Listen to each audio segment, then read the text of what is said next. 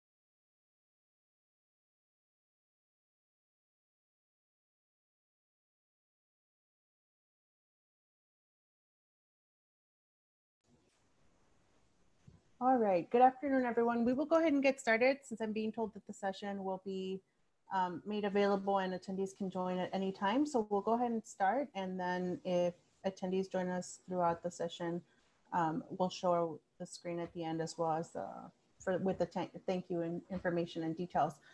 My name is Sara. I'll be your moderator for today's session. Just for attendees joining us today, if you do have questions, make sure you click the Q&A button to type in your questions for presenters. They'll be able to answer that question throughout the session. If there's a question that they don't get to, they can follow up with you separately at a later time.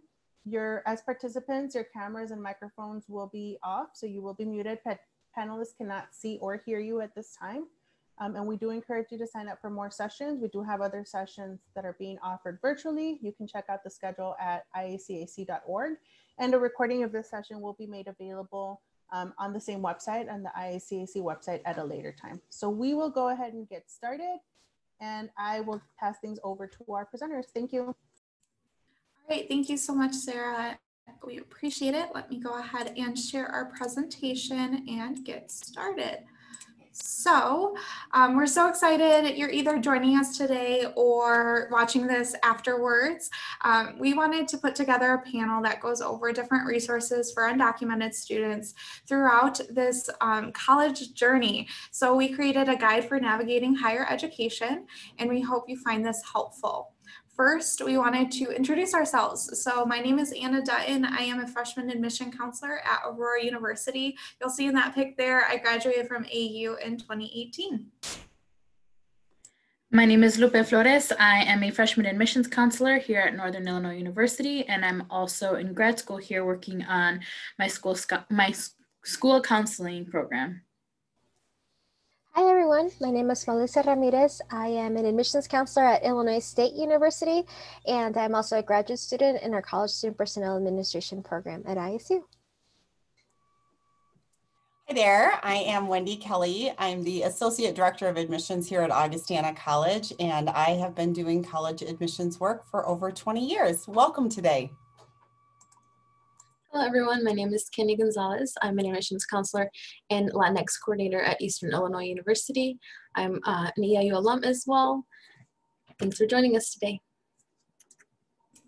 Awesome. So a little overview before we jump in. We wanted to go over basically the whole college application process from looking at colleges all the way to financial aid.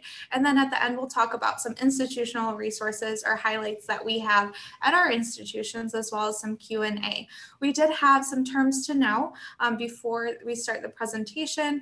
We have the definition for undocumented. It refers to anyone that has entered the country without documentation, whereas documented, which sometimes you might hear throughout the presentation or in other presentations, refers to youth that are eligible and have been documented under the Deferred Action for Childhood Arrivals, or DACA. So if you have questions, just ask them throughout the presentation or afterwards if you're not sure where you fit. So first of all, we want to talk about safety and security. So throughout this process, there's a lot of hesitation or anxiety tied to disclosing information to different people, whether it be your school counselor, your admission counselor, the financial aid office. So we kind of want to put some of those concerns to ease. First is FERPA. So that stands for the Family Educational Rights and Privacy Act. It is against the law for a school official, such as ourselves, to discuss a student's immigration status without your permission. So that is all protected under FERPA. So that sometimes helps ease your mind, as well as just the admission and financial aid process in general, how us professionals talk about it within our office. We most of the times use coded language throughout the application process. So for instance, if a student says, I'm not eligible to file FAFSA, that's a key to me to start talking about some of these different resources as well. So we're not out in the open saying, oh, this student is undocumented. We talk about it in much different language than that for your safety and security. And then the alternative application, which we'll talk about in a little bit, but the MAP and alternative application records are protected against FOIA, so the Freedom of Information Act. So those records cannot be released, so that can help with that safety component as well. I will hand it off to Wendy to talk about the college search process. Yeah, and we thought to start kind of the overall process of talking about this, we should actually kind of start where you might be at and getting started with the college search process. So whether you're a senior that's maybe already in it, well into your search, or a junior or a sophomore or younger that decided to join our conversation today, just some ideas to get started with a college search.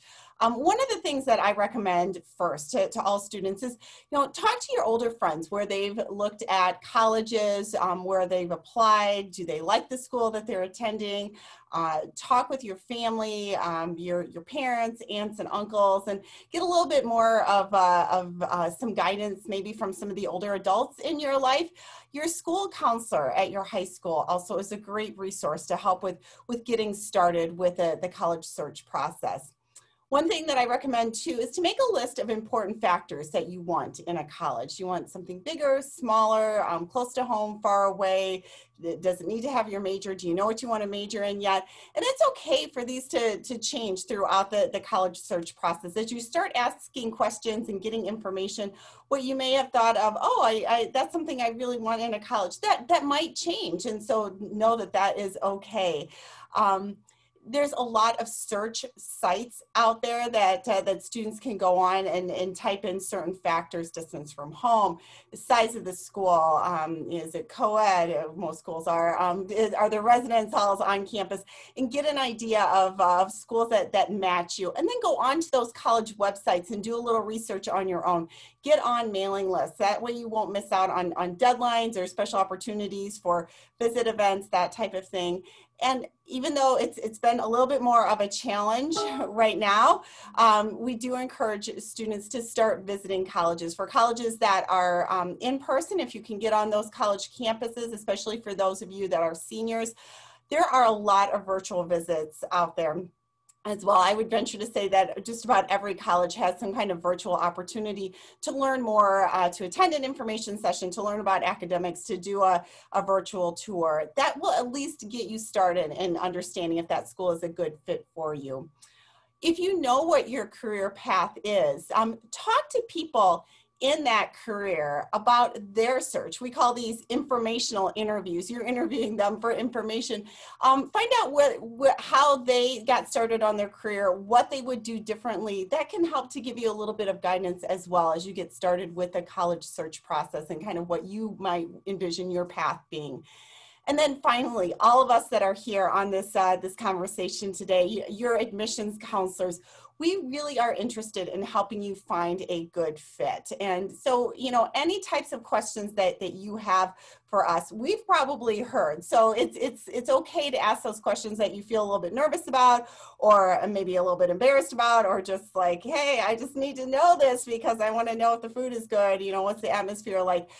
We are here to help. And we're also going to be able to talk with you about the scholarships that are available for you, about financial aid. And as you're visiting the different websites and talking to the counselors, as you kind of narrow your list of schools down, make sure that you're paying attention to deadlines. That's going to be very important, especially for those of you who are seniors. So I'm going to turn it over. Awesome, thank you. So your next step after you've come up with a list of maybe 6 to 8 schools is to start the application process. You probably have already started application if you're a senior now, but what to expect from a college application is an online application. Some schools still do paper applications, which AU still does if you want me to send you one, or these other schools, sometimes that's easier. I'm all about the online application though. Some schools will look for a personal statement and an essay, a letter of recommendation, test scores, and application fees, but all are going to really look for your transcripts and online application mainly. So when we're looking at all these different things, what you might want to talk about as an undocumented student is in your personal statement or essay, if you want to allude to being undocumented or maybe some challenges that you've overcome, you definitely can do that there. And if you need any help with those essays, you can just reach out to us to help with that writing or your English teacher at your high school. But if you want to highlight those things, definitely do so. We love reading about you and then maybe some challenges that you've overcome. And then I also like to talk about application fees. Application fees are for some colleges. You can always talk to your admission counselor or your high school guidance counselor to see if you're eligible for a fee waiver to help bring down that cost of applying. I did add the asterisk on there for some of those extra things because not all college applications are going to have that long list. They might have a few different things on there. So on the right hand side, I put some different tips and tricks for when you're applying as an undocumented student to different colleges because they might ask some things that you don't know how to fill out. So the first one that I get a lot of times is, do I apply as an international student? No, you'll just submit a regular application. You don't have to put that you're international or anything like that because you are not an international student. The next is country of citizenship. You can put whichever country you have citizenship with, or you can skip that entirely. Most applications will look for your social security number. And with that, you can skip the question entirely, or I've seen some applications require you to put something in there. You can put all zeros in there, and that indicates on our end that maybe you don't have one. The last thing is if there's anything on the application that makes you worried, you're not sure how to fill out, contact your admission counselor. We're here to help you through the process, and we've gotten those questions before, and that's our job. So we're super excited to help you through that. And then we'll talk about financial aid next.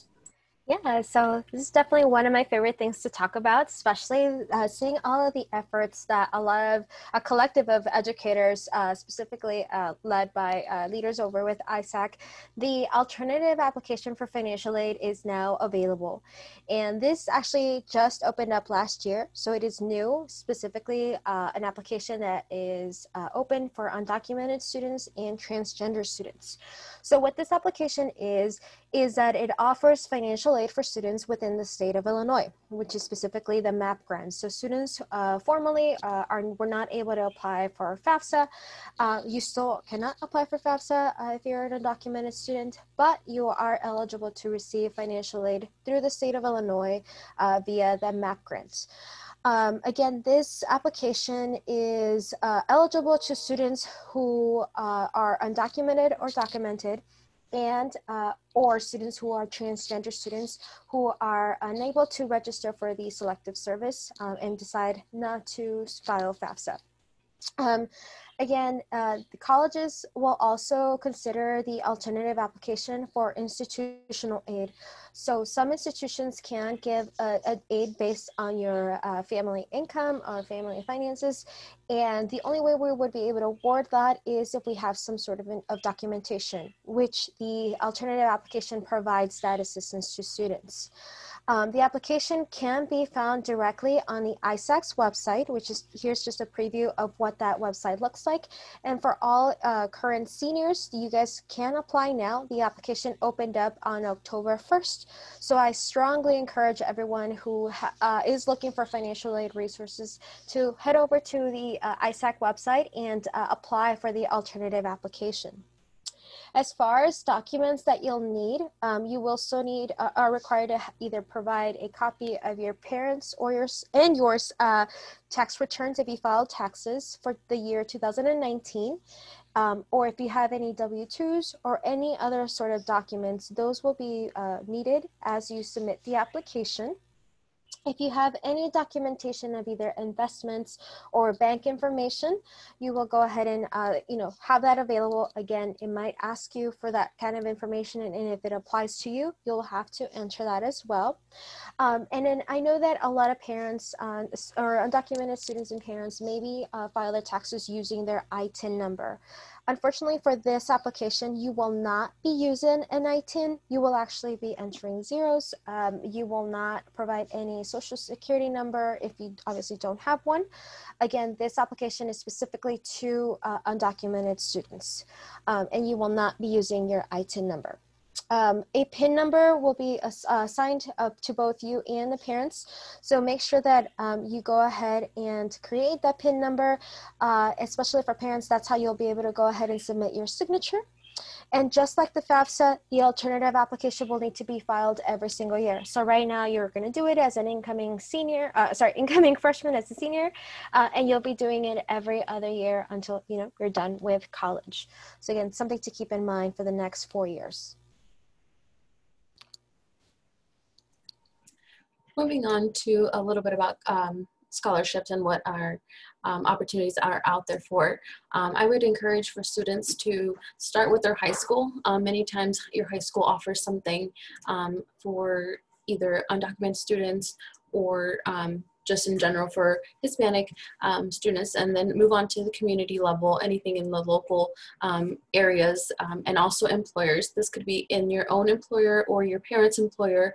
There's been many times where I think it's not expected to be an opportunity, and just depending on that location or the employer, it never hurts to ask and just to be sure. There are state and national level scholarships. So of course, like I said, local and as well as in-state, and then national level scholarships that include different states. There are also private fundings that specifically for undocumented students, I think have expanded since undocumented students don't qualify for other resources and institutional aid. Every institution does offer some sort of their own scholarship opportunities, whether it's academic based or additional funding. And then things to be prepared is definitely have an essay. Expect an essay to be either a personal statement or a topic of the scholarship choice. Letter of recommendations, I recommend having maybe 2 to 3, even up to 4 letter of recommendations just on hand. You could do that throughout your 4 years of high school, or for example, if you're a senior now and you don't have any, I would encourage to try getting to the semester and then possibly to the next semester just to have on hand, as well as some scholarships might require grades or some sort of academic performance. And then also something to keep in mind is there are many scholarships. There are scholarships also based off your career choice, just different varieties. So don't hesitate to look and just search. In the next slide, we do have a couple options that I've listed, but our main link is here, and it shares a long list of scholarships that are specifically for undocumented students. I've included 2 that stood out, and so the Golden Door Scholarship is for undocumented students. or DACA students or students that have the temporary protected status. This scholarship specifically is for incoming freshmen, and the deadline is approaching, but there are others such as the Dream US. And so this is one of those national scholarships that I mentioned. It is for high school students or students that are already in college, and you have a little bit of more time for that deadline.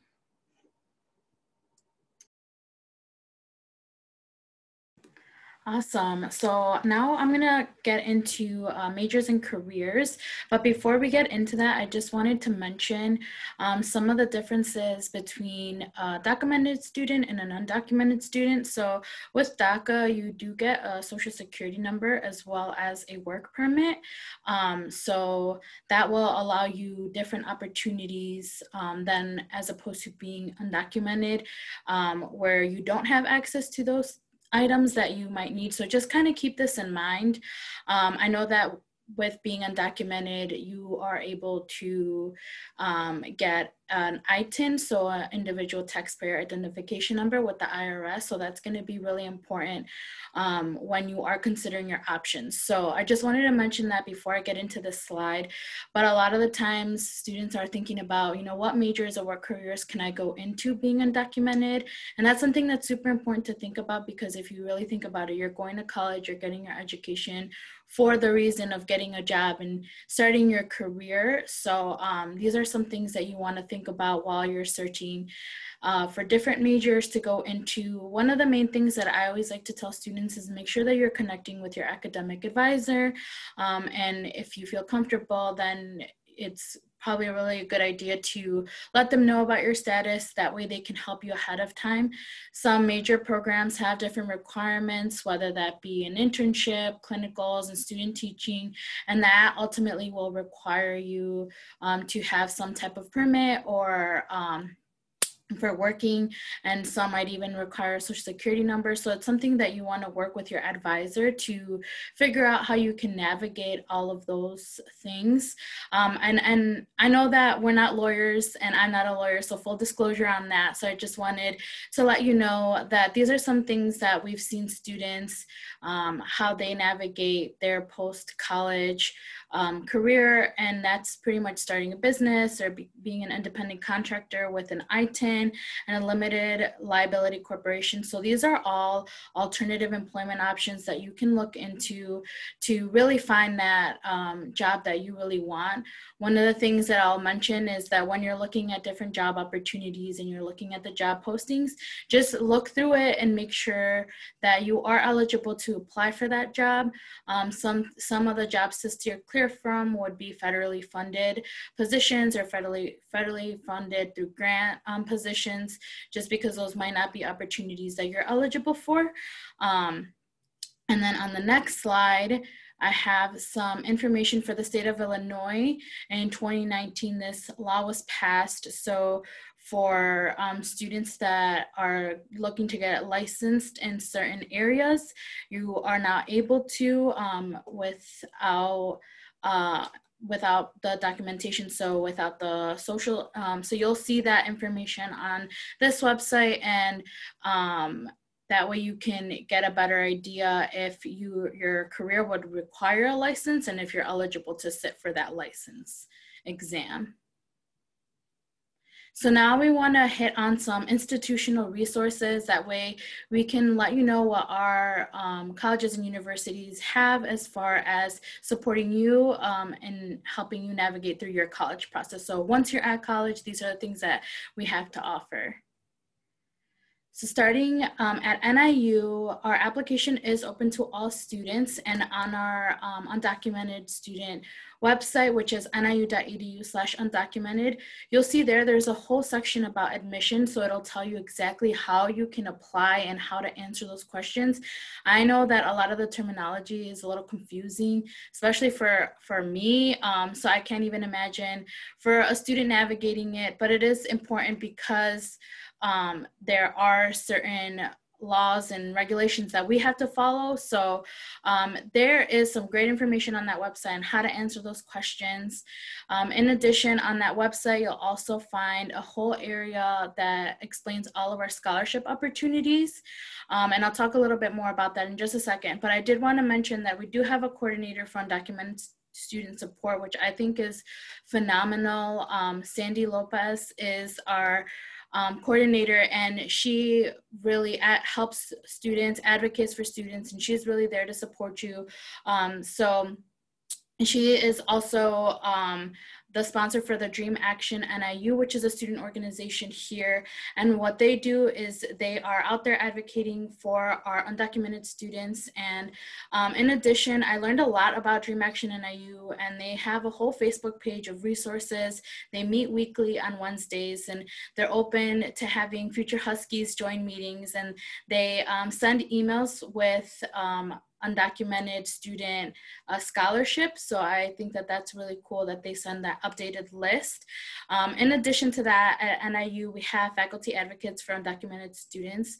So pretty much all the faculty members that are a part of this are there to advocate for our undocumented students. And then we also have an undocumented student ally program. With that, we also have undocumented student ally training. So we really want our NIU community to embrace all Huskies, no matter what, no matter your status, no matter your background. And then I also just wanted to share some quick tips on saving money, which are also on our website. We do have 2 programs here at NIU that are open for our undocumented students, which is our Husky Service Scholars. It's a partial tuition waiver, so it is $1,200. And then Research Rookies is another tuition waiver of $500. So just finding ways to save money, I think is going to be really, really important. In addition to those, make sure that you're using iShare and you're renting books to save money.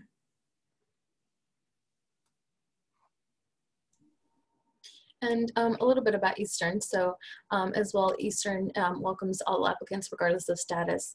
At this time, you can apply on our website. We have our own application, and the application is going to be waived until November 1st. With that, we do ask for an affidavit, and then students do qualify, of course, for in-state tuition and merit scholarships. We do have a couple opportunities in scholarships. We do have merit-based. At this time, we are doing test optional and test reported. So there's 2 charts there. I've included the link for those. It's basically a tier system, depending on which route you want to do. And then we have a long list as well, just for external scholarships that our undocumented students and just minority students can use, as well as our academic based scholarships and internal scholarships. Once students are admitted to Eastern, they have access to all of our internal academic works scholarships, and you'll get information through that as you go through the application process. Additional resources that I did want to mention, we have a Latinx coordinator, which is myself, and a retention coordinator that focuses with students as they have on their time at Eastern. And then in addition, the Office of Inclusion Academic Engagement is here to support all of our students and organizations, as well as our Latin American Student Organization is a student-led organization. They have done great work throughout the years and have continuously funded for a scholarship for DACA students. And so just seeing that academic, or their performance and what they want to achieve on our campus is great. Right, and Augustana College supports undocumented students in many ways as well. Students can receive support from our Vice President of Diversity, Equity, and Inclusion. All of our students are eligible for our merit scholarships, and that includes students who apply test optional. We've been test optional since 2007, so we're very familiar with reviewing applications without test scores. This November, we actually are offering a new micro scholarship for all of our incoming freshmen, a program that allows students to receive a $1,000 per year scholarship and by participating in some online training that we have for social change and justice. Augustana also offers a cultural diversity award to students, and we have an Office of Student Inclusion and Diversity, and that will have a lot of different opportunities for students, but specifically coming in as a first-year student, you'll notice the orientation and the mentorship programs that Augustana offers to its students. And then at Illinois State University, very similar to my colleagues, we do offer academic and institutional aid to all students, specifically for undocumented students. You will be considered for any of our 3 scholarships, the Redwood Scholarship, Presidential, or University Scholarship, regardless of immigration status as well as institutional aid. Students will be required to submit an affidavit. This is essentially a statement that says that you're graduating from a high school in Illinois, so that's the only thing that does set us apart from a couple of other institutions.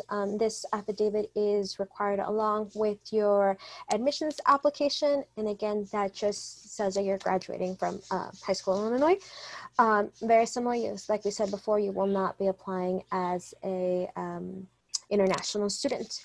And then at ISU, we also have CAUSA, or the Committee Assistant Undocumented Student Achievement, and this is a collective of both faculty, staff, and student allies for undocumented students. And through CAUSA, we have various resources, whether it be academic support, social emotional support, student development opportunities. All of these great services are available specifically for students who are looking for allyship on campus. CAUSA is a great organization. And then we also have our Multicultural Center, which of course is open to all students from predominantly underrepresented backgrounds. And so we are opening up actually a brand new Multicultural Center, hopefully in late spring next semester. It was delayed due to COVID-19, but we're really excited about those support services being available to students on campus, specifically having just a safe space for students to be on campus. All right, awesome. So last is Aurora University. So a little bit about AU. All non-US citizens, anyone's eligible to apply to AU. The application is free, it's online, and all we need is your high school transcripts. Like the other colleges have said, most have gone test optional, so you don't need to send in a test score. If you do, you can, and we can walk through that together. As far as the application, a lot of the tips and tricks I talked about earlier, you'll do on there, but at any point, feel free to reach out to either myself or your admission counselor, and we're happy to go through both the admission and financial aid process with you. We also have, while you're on campus here as a student, the Office of Latinx Student Services that do a lot of work for all of the inclusion activities on campus, and they're just a great resource to check out. What I really like to talk about is affordability, because of course, when you're thinking about where you're looking for school, you're thinking about what type of financial aid am I eligible for. So as we talked about the alternative application, we've also talked about institutional scholarships that you're eligible for, but there is that extra piece of, missing out on some of those federal funds. So what we've done at AU is we have additional funding to help offset that cost. So I included in here a potential cost breakdown. So our tuition is around $26,000 if you were to commute to AU. And then if you are going test optional and have over a 3.51-ish, you would get our $14,000 scholarship. Let's say you apply to the alternative application and you are eligible for those MAP funds. That is around $5,340. And then what we do at AU is add on additional institutional funds to help bring down your costs, because you are missing out on the federal funds. So that's an additional $2,000 if eligible. That breaks it down to about $4,660. So I like to just show this to students, because a lot of times when you're going through this process, you're maybe the first to go to college in your family in the US, and college is expensive, but we're all here, me and my colleagues are here to walk you through that process and breaking it down and not getting too scared about sticker cost. And we're here to walk alongside you through that process. And as we've gone through, there's outside scholarships. There's tons that we will direct you to bring that cost down even further. So potentially you could be going for free. So at this point, we would like to offer, if you guys have any questions, to go through, if you want, with the Q&A feature at the bottom. I'm not sure if there's any in there yet, but you can definitely screenshot this page and have our contact information. I'm sure whether or not I can speak for my colleagues that if you're interested in our school or not, and you just want to talk to us about college, we're here. We know that this year in general is a lot different, so we want to make sure you have people in your corner. Are there any Q&As? Can someone check for me? There's none. No, okay. I actually, since we have about 10 minutes, I have a few questions to ask, and maybe my fellow panelists will answer. So a lot of times with working with undocumented students, their parents are a little bit worried, rightly so, about applying for college and going through this process. What's some pieces of advice that you guys might offer? I can answer my own question. Talk to your admission counselor. And we're here to help you, and maybe even talk to your parents and talk about some of those things. Does anyone else have anything to add? I think for me, specifically with parents, I actually come from a mixed status family. So for me, it was definitely a concern for my parents. So I think that obviously, yes, talking to us and just figuring out who your point of contact is going to be at every institution is crucial.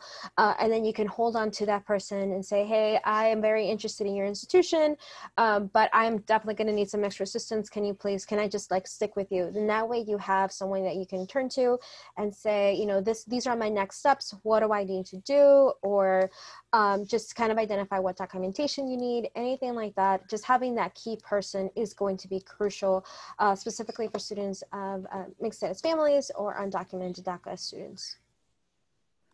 I'd also like to add to that, find your people. Find the people that are really going to be there to support you. That might be your school counselor, that might be a teacher that you're super close to, that might be an older sibling or a friend. Find people with reliable information that are really going to help you navigate those conversations with your parents and really help be there and support you. Awesome. I have 2 more questions while we wrap this up. So one thing that I think is maybe on a lot of your minds today is, okay, I've come to this presentation or I'm watching it. How do I start that conversation either with my school counselor or with my admission counselor? Is there anything that anyone wants to add about how to maybe start that conversation? Yeah, so for me, one of the things that I tell students, search the school's website. Generally schools, so for example, I know Illinois State, we have a website specifically dedicated to undocumented students, and we go through what the application process is like, financial aid process is like, right, online, but it also gives you a specific point of contact. And this point of contact in most institutions is someone who is trained to help facilitate this conversation, especially ease some of those concerns like we had talked about before. And knowing that that person is, again, going to be take into consideration and prioritize your safety and security, because we recognize that this might not be something that you easily want to disclose just to anyone. So just searching the websites, finding out who that person has been trained to have this conversation, I think is going to be, you know, key and maybe a first step. Awesome. Okay, and then my last question is, especially since we're in financial aid season, for students thinking about, I'm filling out the alternative application for the first time, how do I find help? And Lupe, I think you might know what I'm hinting at. Do you want to talk about that? Yes, for sure. So get connected with your ISAC core representative in your area. They're going to be a great resource for all of this. I know that we went through very extensive training while I was in the core, so I'm sure they're all up to date on information, because it's all very important. It's all it can all be really confusing. So especially with the taxes and all of that, make sure you get connected with your ISAC core rep. All right, does anyone have any final words? think we're good. All right, Sarah, if you want to end the presentation, we're all good. All right, thanks everyone. I just want to thank our panelists. And then if you are on this session live, when you close the window, there will be a quick survey for you to complete, just 4 questions on it. Please feel free to complete it once the session concludes. And if you are interested in additional sessions, you can check out the full schedule at iacac.org. And that is also where recordings for these sessions will be made available. Thank you all so much. Have a good afternoon. Thank you. Bye.